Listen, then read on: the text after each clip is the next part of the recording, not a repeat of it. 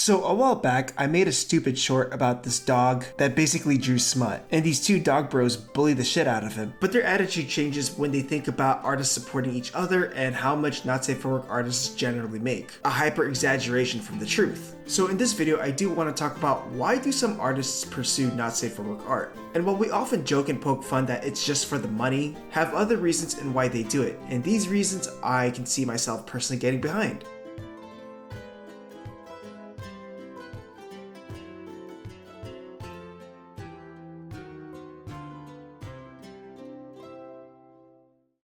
Hey guys, it's Toniko Pantoja, and today I want to talk about some other reasons why some artists get into not safe for work art. And reasons that I see, yeah, I can totally agree with this. When I say not safe for work art or NSFW art, I'm referring to art that's meant for adults, 18 plus, because it has some pretty explicit sexual content, some very adult situations. In most cases, it's related to pornography. So there's this running joke, there's this running truth that pursuing saucy, not safe for work art is monetarily fulfilling. If it's done right within the right communities, you can make some mad dough. Whether it's just pinups, saucy material, or straight up pornography, loaded perverts are willing to shell out some dough for something to get their rocks going, with many artists primarily doing not safe for work art to make a pretty good living. And I think that's a common motivator for why a lot of people pursue not safe for work art, because there's a lot of money involved in it, especially with the internet being such a heavily gooning culture. However, due to the stigma of this kind of work, it's akin to selling your soul and dignity as a trade-off. But I also want to talk about some other reasons that I can actually get behind as a creator myself, and it goes beyond the money. This video is not meant to endorse or persuade any of you guys to get into not safe for work art.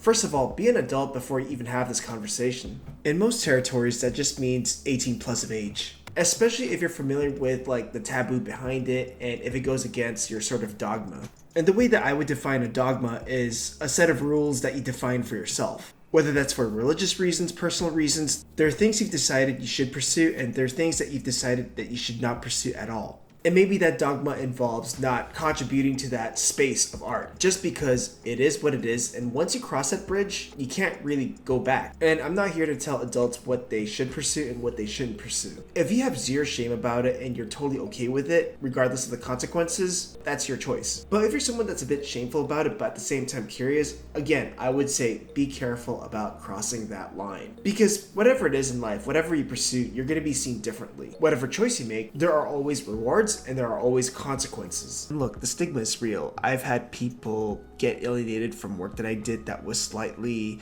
making fun of that world or slightly threading in that world. So not everyone is comfortable with that kind of work, even if there are no ill intentions. So have mature discussions about it with other adults to get a rounded picture of what you want to do. Now, with that out of the way, I do want to talk about some other reasons why artists get into not safe for work art, and briefly go over some reasons why it's generally avoided.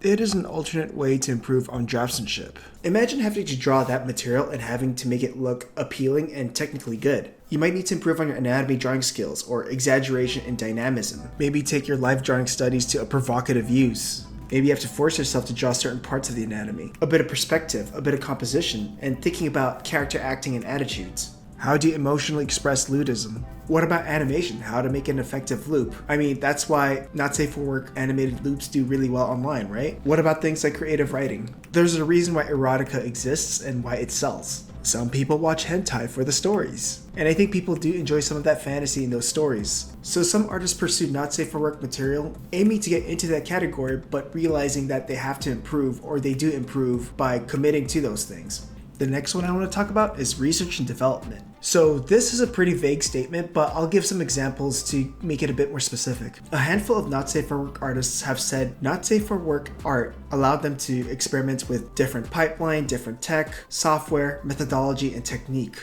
And all of that experimentation was done in the guise of not safe for work art. Another way R&D is seen for artists who pursue not safe for work art is to get a scope of what kind of community and supporters they attract. The landscape of not safe for work art is pretty huge. There's fan art, Rule 34 stuff, stuff. There's even specific kinks or material specific for different sexual orientations. There's something for heterosexuals, bisexuals, the gay community, so it allows them to see what kind of community they attract with their work. And if you're an artist that has a Patreon or some monetary supporter page, you could use not safe for work art as a vehicle for research and development for that adult space while making a bit of side income. The next one I want to talk about is that not safe for work art is one of those categories that get a lot of attention. And I feel like this part is valuable to those who want to break into the not safe for work market and attract some clientele from that space. And there are other things that gets a lot of attention in the online space. Comedy gets a lot of attention, fan work gets a lot of attention, tutorials get a lot of attention, and guess what? Sex sells. Not safe for work art gets attention. So I do have to talk about this without sounding like a total douchebag. I have seen not safe for work art or artists that pursue not safe for work art get more attention than safe for work artists that have the same skill level.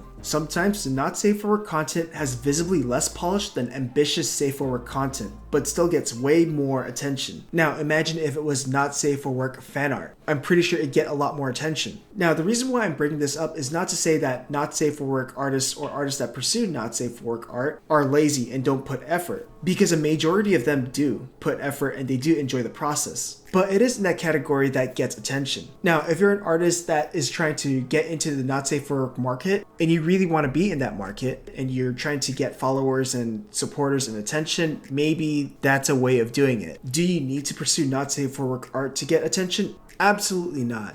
Another reason why artists pursue not safe for work art is that it could be fun and creatively fulfilling. Some people legit enjoy making that kind of stuff. Part of art is finding purpose and meaning with your creative voice. And depending on the artist, maybe that's how they find purpose and meaning in their work and in themselves. Some artists are just deep down perverts. Some just want to make stupid, provocative art just for the sake of shits and giggles, residing in that not safe for work space. Whereas some will never want to touch that. Whatever your point of view is on this thing, or whatever your opinions are on about art, not safe for work art is still art. And art is just a way to creatively express something, even if it is in the lewd space. The next one I want to talk about is that the not safe for work community can be a pretty supportive community. First, let's talk about the artists. Like most of the artists that I've talked to that pursue not safe for work content are probably some of the most chillest people that I know. But not only that, they're willing to support each other. Maybe it's just a point of view of what it means to be creative, or maybe it's just them understanding the acceptance of the type of work that they do, which has a lot of stigma and taboo. Now, when it comes to people who consume not safe for work material or the clients of not safe for work stuff, they're usually the type of people to support with money. A lot of not safe for work artists have said that they find it super flattering when someone else enjoys their work, and you can imagine what I mean by that.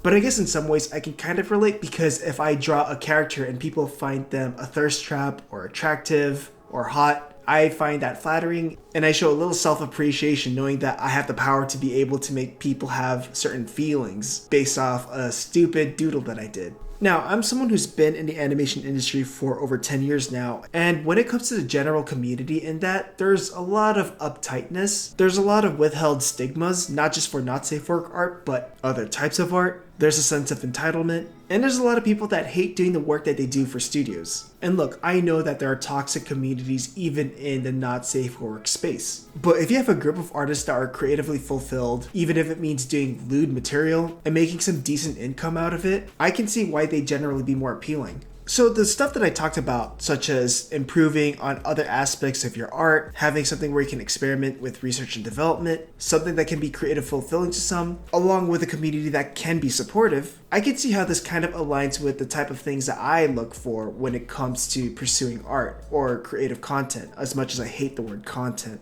I know there's this whole fiasco of, oh, if you have decent skills and if you want to make mad money, do not safe for work content. I just wanted to point out that there were other legit reasons why people pursue this stuff besides the money. But I also don't think I'm doing a service if I don't briefly talk about why artists generally avoid this space of art. And I'm just going to quickly talk about it. It boils down to two important things: accessibility and stigma. First of all, accessibility. This is the type of work where you need to be an adult. Absolutely no minors should be doing this. You're catering to adults only, or so I hope. You may be catering to niche communities. And some platforms are really strict with not safe for work content. In some countries and territories, it could be downright illegal. Now, when it comes to stigma, it is what it is. You could risk hiring opportunities, which I've personally not seen personally. I've only heard about it. A lot of people may find this work inappropriate or downright offensive. I've had 2 friends that shared stories about banks refusing to work with their accounts because they felt uncomfortable being associated with the type of work.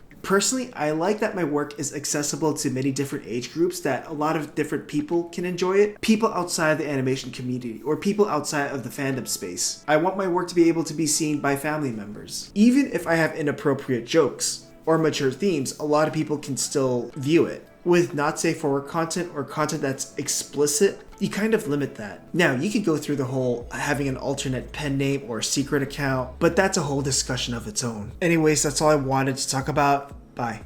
Interested in learning hand-drawn animation or learning how to finish an animated shot from beginning to end? Have a look at the store where you'll find the complete Introduction to 2D Animation video course, tutorials, and other resources. Learn classical animation approaches, drawing, lectures, techniques, and other process videos. Visit the store through the link in the description below.